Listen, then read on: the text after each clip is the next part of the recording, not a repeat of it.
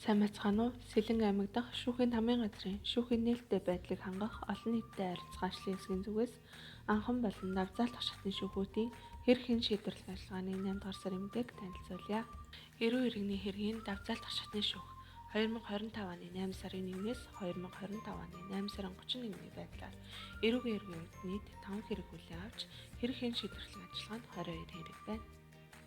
Иргэний хэрэг нийт 4 хэрэг хүлээн авч хэрэг хэн шийдвэрлэх ажиллагаанд 17 хэрэг байна.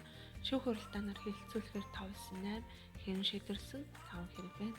Зөрчлийн хэргийг авч үзвэл хүлээн авсан 4 хэрэг хэн шийдвэрлэх ажиллагаанд 10 хэрэг байна. Сэлэн аймаг дахь захиргааны иргэний агаш шатны шүүх 3 нэхэмжлэл хүлээн авч 3 хэрэг үүсгэсэн байна. Нийт 25 хэрэг хэн шийдвэрлэх ажиллагаанд байгаа ба 11 хэргийг төтгөлзүүлсэн. Шүүх хуралдаанаар хэлэлцүүлэхээр 5 хэргийнтэй 3, хойшилсан шүүх хуралдаан 1 хэн шийдвэрлсэн 3 хэрэг байна. Сэлэн аймаг дахь сум дундын агаш шатны шүүх эрүүгийн хэрэг 27 хэрэг хүлээн авч 2 хэргийг прокурорт буцаасан байна. 35 хэргийг шүүх хуралдаанаар хэлэлцүүлэхээр товлсон ба 16 хэргийн шүүх хуралдаан хойшилжээ.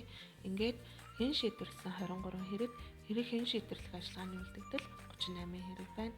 Зөрчлийн хэргийн талаар танилцуулъя. 8 сард 110 хүнд холбогдох 108 зөрчлийн хэрэг хүлээн авч 104 зөрчлийг шийдвэрлэжээ. Үүнээс торгох шийтгэлээр 104, баривчлах шийтгэлээр 19 хүн тус шийтгэл оногдсон мэдээтэй байна. Эрх бүхий байгууллагаас ирүүлсэн дасан сэргийлэх арга хэмжээний 6 санал хүлээн авч яллагдагчаар цагт ойрсон 6 хүн байна.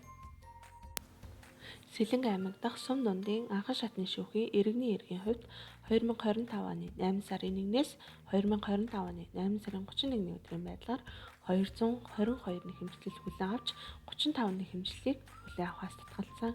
Үүнээс 137 хэрэг үүсгэсэн байна. Нийт хэрэг хэн шийдвэрлэх ажиллагаанд 282 хэрэг байгаа ба төтгөлзүүлсэн 26 хэрэг. Шүүх хуралдаанаар хэлэлцүүлэхээр товлсон 44, хойшилсан 11 шүүх хуралдаан байна. 8 сард нийт 107 хэргийг хэн шийдвэрлэжээ. Ингээд та бүхэнд 8 дугаар сарын хэрэг хэн шийдвэрлэх ажиллагааны шүүхүүдийн мэдээг хүргэлээ. Анхаарал хандуулсан та бүхэнд баярлалаа.